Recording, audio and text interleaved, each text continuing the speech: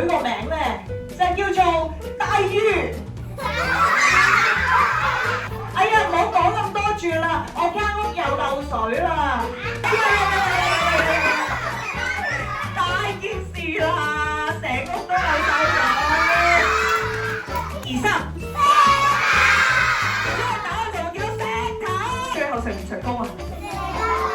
洪水嘅力量好大，呢埲牆會點㗎？今日你哋有冇啲朋友係好大隻㗎？指住佢，只要洪水嘅功能咧，就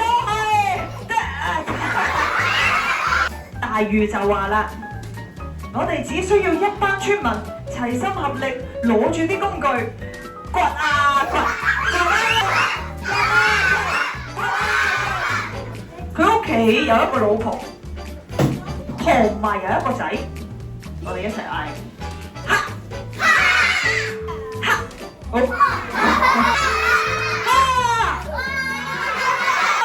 大魚係咪一個好堅守承諾嘅人啊？佢講呢度白河道就真係要做到㗎喎。